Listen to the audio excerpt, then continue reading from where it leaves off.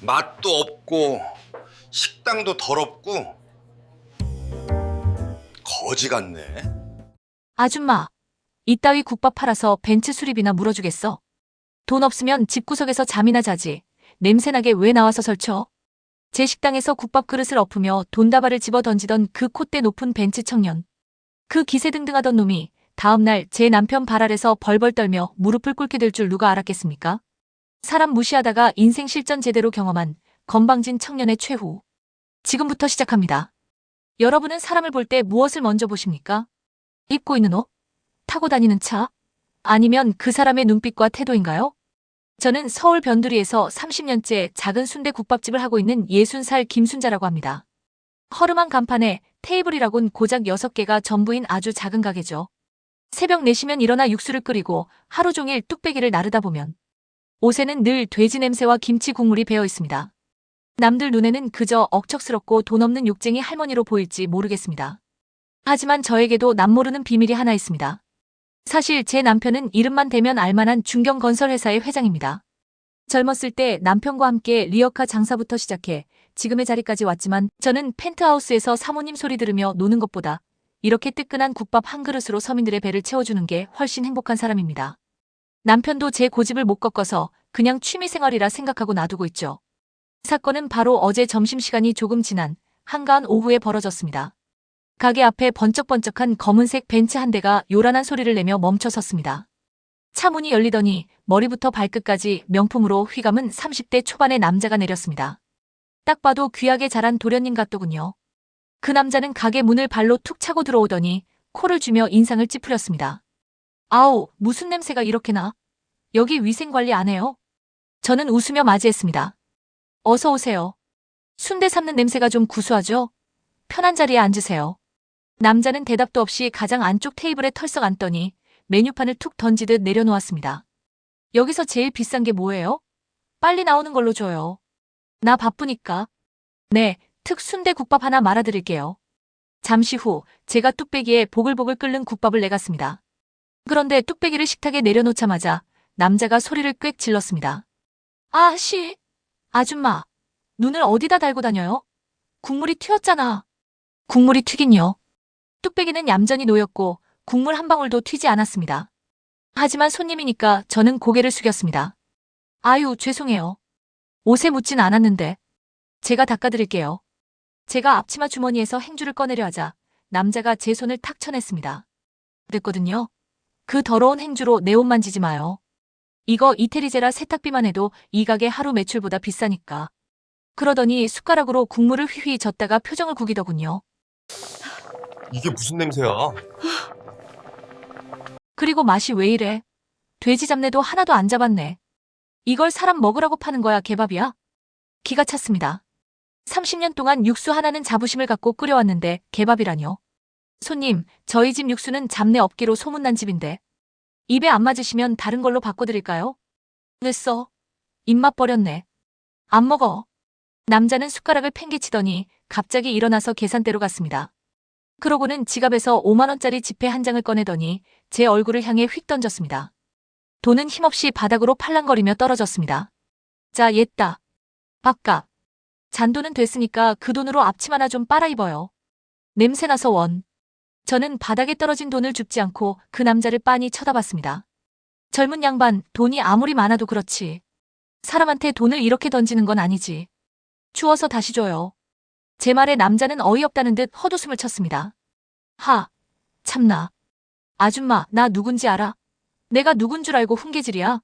우리 아버지가 누군지 알면 기절할 텐데. 없는 사람들은 이래서 안 돼. 자격지심만 쩔어가지고. 그러면서 바닥에 침을 퇴뱉고는 뒤도 안 돌아보고 가게를 나갔습니다. 속에서 천불이 났지만 참았습니다. 그래, 똥이 무서워서 피하나 더러워서 피하지. 저런 놈도 자식이라고 낳고 미역국 드신 부모님이 불쌍하다. 그렇게 삭히고 있는데 가게 밖에서 그 남자가 통화하는 소리가 들려왔습니다. 가게 문이 열려 있어서 본의 아니게 듣게 되었죠. 야, 나 내일 면접인 거 알지? 대단한 데야. 대한건설이라고. 우리 아빠가 거기 임원이랑 좀 아는 사이라 거의 내정됐어. 면접은 그냥 형식이지 뭐. 거기 회장님이 좀 꼰대라는데 앞에서 존경합니다 하면서 연기 좀 하면 돼. 야, 내가 들어가면 바로 한턱 쏠게. 연봉이 얼만 줄 아냐? 대한건설? 저는 설거지를 하려다 말고 귀를 의심했습니다. 대한건설은 바로 제 남편이 회장으로 있는 회사였습니다. 그리고 내일은 우리 남편이 직접 참관하는 신입사원 최종 임원 면접이 있는 날이었습니다. 순간 제 머릿속에 번개 같은 생각이 스쳤습니다. 아, 저 싹수 없는 놈이 우리 회사에 들어오겠다고. 게다가 내 남편을 꼰대라고 부르면서 연기를 하겠다고.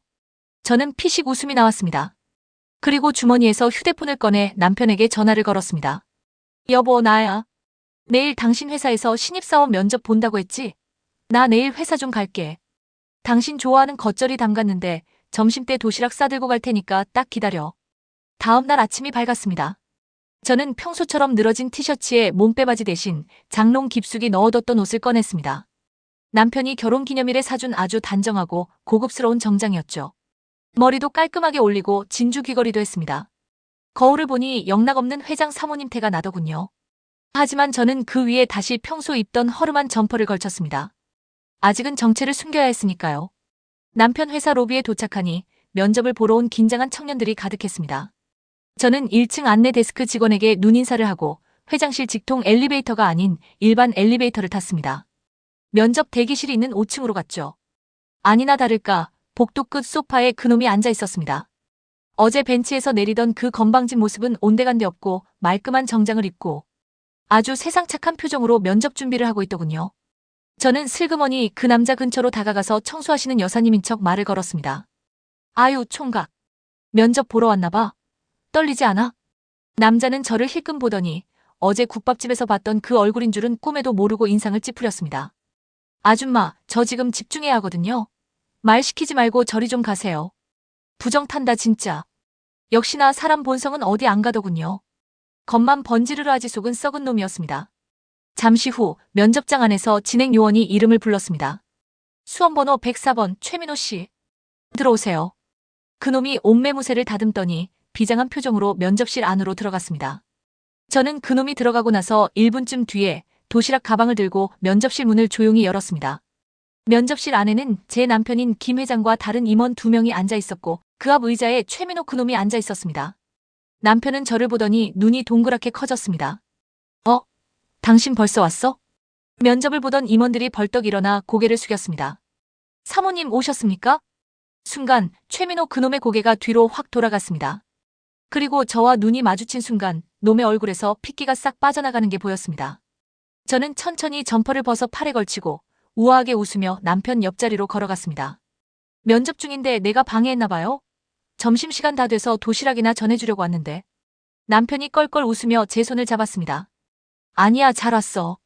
마침 이 친구 면접 중이었는데 자네도 한번 봐봐. 스펙도 좋고 아주 예의 바른 청년 같아서 내가 눈여겨보고 있었거든. 남편의 말에 최민호는 사시나무 떨듯 떨기 시작했습니다. 입술이 파르르 떨리고 이마에서는 식은땀이 비 오듯 흘러내렸습니다. 저는 남편 옆에 마련된 의자에 앉아 다리를 꼬고 최민호를 뚫어지게 쳐다봤습니다. 그래요? 예의가 바르다. 글쎄요. 저는 좀 다른 면을 본 것 같은데. 제 한마디에 면접장 분위기가 순식간에 얼어붙었습니다. 남편이 의아한 표정으로 저를 쳐다봤습니다. 그게 무슨 소리야? 아는 사람이야? 저는 빙긋 웃으며 말했습니다. 구면이죠. 아주 깊은 인연이 있답니다. 바로 어제 제 국밥집에 오셨던 귀한 손님이시거든요. 그 말을 듣자마자 최민호가 자리에서 벌떡 일어나더니 털썩 무릎을 꿇었습니다. 사모님, 제가 죽을 죄를 지었습니다. 제발 한 번만 살려주십시오. 남편과 임원들은 영문을 몰라 어리둥절했습니다. 아니, 이게 무슨 짓인가? 자네 왜 이래? 저는 차분하게 어제 있었던 일을 이야기했습니다. 국밥이 개밥이라고 욕했던 일, 앞치마에 냄새 난다고 돈을 바닥에 집어 던졌던 일, 그리고 자기 아버지가 누군지 아냐며 소리치던 일까지 하나도 빠짐없이요. 이야기를 듣는 내내 남편의 얼굴은 점점 붉게 달아올랐고 나중에는 차갑게 굳어졌습니다. 남편은 평소에는 인자하지만 불의를 보면 참지 못하는 성격이거든요. 특히 평생 고생만 시킨 아내를 누구보다 아끼는 사람인데 자기 아내한테 그런 짓을 했다니 눈이 뒤집힐 노릇이었죠. 제 이야기가 끝나자 남편은 책상을 쾅 내리쳤습니다. 이런 천하의 몹쓸 놈. 내 놈이 감히 내 아내한테 돈을 던져. 회장님의 호통 소리에 면접실 창문이 덜덜 떨릴 정도였습니다. 최민호는 바닥에 머리를 박고 싹싹 빌었습니다. 회장님 잘못했습니다. 제가 그때는 미쳤었나 봅니다. 한 번만 용서해 주십시오. 저희 아버지 봐서라도. 내 아버지? 그래, 내 아버지가 누구냐? 당장 대라. 알고 보니 그놈의 아버지는 우리 회사와 거래하는 작은 하청업체 사장이었습니다. 임원이랑 아는 사이라는 것도 다 허풍인 거죠. 남편은 즉시 비서실장을 불렀습니다. 당장 이놈 끌어내. 그리고 인사팀에 지시해서 이놈 블랙리스트에 올려. 우리 회사뿐만 아니라 업계 어느 곳에도 발 못 붙이게 해. 그리고 거래처 사장한테 전화 넣어. 자식 교육 이따위로 시켜서 내 얼굴에 먹칠하고 싶냐고 전해. 보안 요원 2명이 들어와 최민호의 양팔을 잡고 질질 끌고 나갔습니다. 회장님, 사모님, 제가 잘못했습니다. 제발요. 저 벤츠 할부도 아직 많이 남았어요. 취직 안 되면 저 죽어요. 놈의 비명소리가 복도 끝까지 울려 퍼졌지만 남편은 냉정하게 문을 닫아버렸습니다. 면접실에 정적이 흐르고 남편이 제 손을 잡으며 말했습니다. 여보, 미안해. 내가 사람 보는 눈이 없어서 저런 놈을 뽑을 뻔했네. 어제 얼마나 속상했어. 당장 그 국밥집 때려치우라고 했잖아. 저는 도시락을 열며 웃었습니다. 아니에요. 덕분에 똥파리 하나 걸러냈으면 됐죠. 저런 사람이 회사 들어와서 갑질하고 다녔으면 당신 회사가 욕먹었을 텐데 내가 액땜해준 거야. 자, 밥이나 먹어요. 당신 좋아하는 겉절이 가져왔어.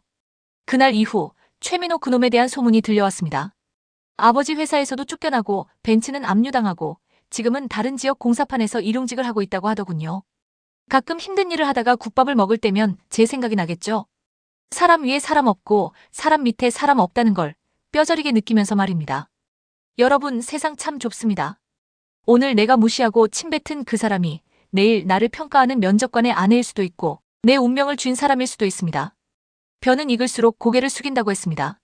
가진 게 많을수록 높은 자리에 오를수록 더 겸손하고 베풀 줄 아는 사람이 진짜 명품 아닐까요?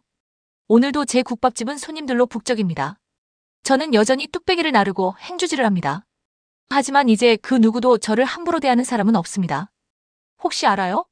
허름한 국밥집 아줌마가 사실은 회장 사모님일지 말입니다. 그러니 우리 서로에게 따뜻한 말 한마디 건네는 그런 하루가 되었으면 좋겠습니다. 여기까지 국밥집 아줌마의 통쾌한 사이다 면접 참관기였습니다.